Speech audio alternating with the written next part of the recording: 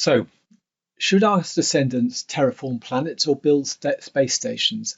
People tend to be firmly attached to one or the other. However, let's look first at space stations, as most of my other videos and writing concentrate on terraforming. Conceptual designs for space colonies larger than simple space stations include examples such as O'Neill's Islands 1, 2, and 3, the Bernal Sphere, the Stanford Torus, the Avalon, and Kalpana 1. They're not the only examples, but they're the main ones you can find out about on the internet. Space colonies could be shaped like barrels, spheres, wheels, donuts, or dumbbells. They could accommodate thousands to millions of people and would serve as worlds in their own rights. They would also provide artificial gravity by rotating and ample living areas with facilities for work, sport, training, and entertainment. One of the primary aims of these space colonies is to be independent of Earth, so they would be able to produce their own food, power, spare parts, and many other things. These space colonies would be placed either into orbit around the Sun or into an orbit around a planet. They could be used in the asteroid belt as a base for asteroid miners, but that far from the Sun, there's only about 40% of the sunlight that reaches Earth, so that would make it hard to grow food. Earth's orbit would be ideal, but Mars and Venus orbits are also possible. The advantage space colonies would have over terraforming is that the builders of a space colony would have complete control over the living conditions, for example, day length, climate, and weather, whereas terraformers would be subject to a planet's post-terraforming conditions.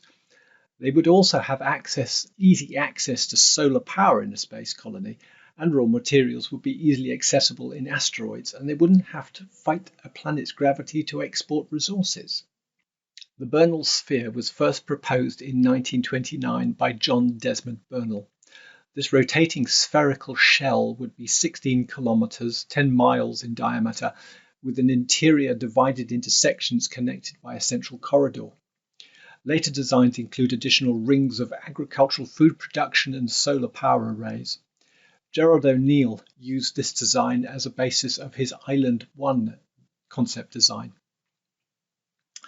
If we next look at O'Neill's Island 3, it's a cylindrical space colony proposed in his 1976 book, The High Frontier, Human Colonies in Space. This would consist of two counter-rotating cylinders. The cylinders would rotate in opposite directions and sit side by side to cancel any gyroscopic effect that would prevent them pointing constantly towards the Sun.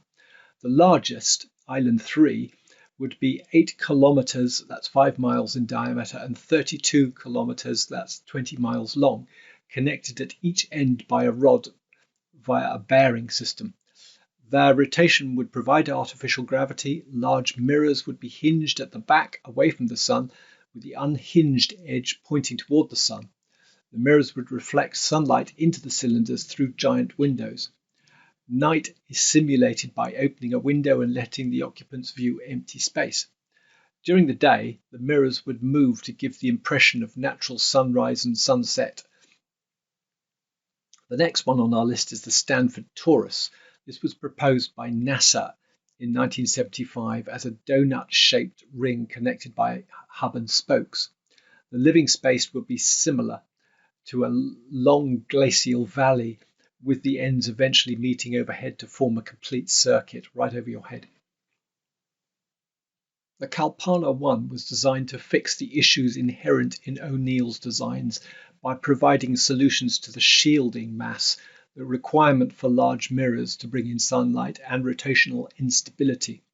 Additionally, Kalpana 1 was to be a low Earth orbit habitat that could be built in various other positions around the solar system, unlike O'Neill's design, which were primarily designed as Lagrange points habitats further out away from Earth. The next one is the Avalon. The Avalon was the result of a 2019 study by the British Interplanetary Society called the BIS Space Project, which aimed to improve the rotational stability and the radiation protection of previous designs. It uses two counter-rotating cylinders, one inside the other, to maximize the habitable surface and to ensure rotational stability, and limits the radius to length ratio to 1.3, which means that The space colony is a stubby cylinder, rather like a cat food can, to avoid tumbling. The Avalon would reduce the amount of fuel required for station keeping and to maintain its position with respect to the sun by using a solar sail to help keep its position right. Let's talk about manufacturing in space. How would these huge structures be made? To answer that, we need to discuss very small nanoscale machines. In 1948, John von Neumann, a Hungarian-American mathematician, physicist and computer pioneer and engineer and polymath, first proposed the concept of self-replicating automata. Arthur C. Clarke later said that these could carry out almost every conceivable task, from chemical engineering to agriculture, mining and industrial operations. They could survey low Earth asteroids and moons for resources, build solar sails, extract ice and carbon from comets and moons, and transport space resources to places where they would be needed. Clarke also said that once the first von Neumann machine was in place, humans would just have to monitor its progress. They could sit back and watch it doing its job, converting an asteroid into product. K. Eric Dexler predicted that nanomachines, very small machines, would be used for everything from searching for cancer cells to building solar sails, through to terraforming whole worlds. He said that nanomachines would be made up of groups of atoms, so gears, rods, wheels could be the starting point, and these in turn would be used to construct larger devices.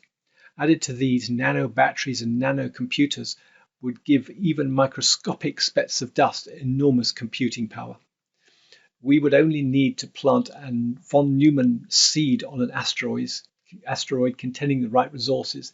Then artificial intelligence systems would start designing and building the replicators, and finally the replicators would start to convert the asteroid into whatever we needed, be it children's toys, water pumps, or O'Neill worlds. Therefore, the difficulty we have today in space manufacturing may not be a difficulty when space colonies or terraforming become realities.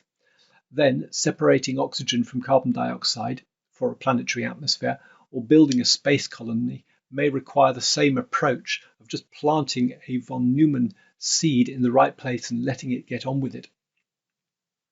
Let's talk about the materials that we need to actually do this now. The resources for terraforming, such as oxygen for creating planetary atmospheres, could come from Venus's atmosphere or from hydrocarbons in asteroids.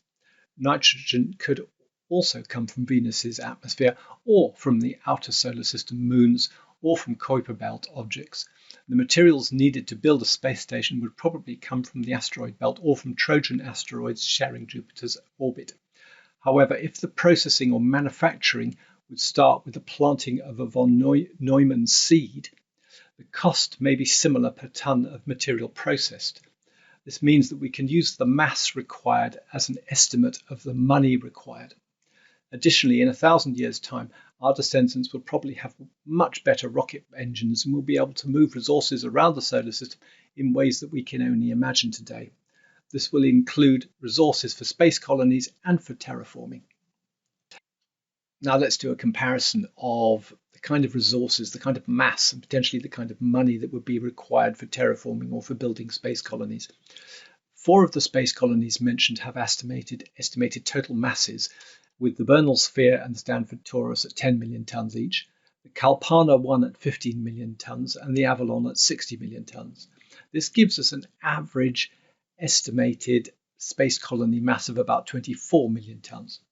An estimate of the total mass of a 1 bar Martian atmosphere is 4 times 10 to the 15 tons, or about 4,000 million tons. That's 4 with 15 noughts after it.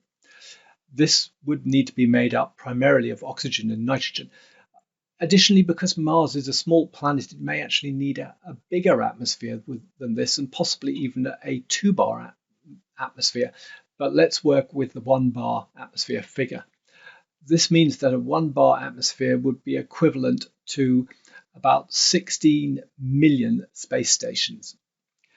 That's simply based on the amount of mass in the atmosphere and the atmospheric gases, when you compare them with the amount of mass that would be required to build a space station. This suggests that the cost of building a space station is likely to be just a tiny fraction of the cost of terraforming a whole world, and will be almost certainly far, far cheaper. This probably means that there will be many hundreds of space colonies orbiting the sun long before our descendants begin to terraform planets. That's basically the money. It'll be cheaper to build a space station because all you need to do is to find a convenient asteroid and plant a von Neumann or von Neumann seed on it and let it get on with it. If you're going to terraform a whole planet, you have to do far more work and moving resources around the solar system. Anyway, that's enough for now. Thanks for watching. Bye.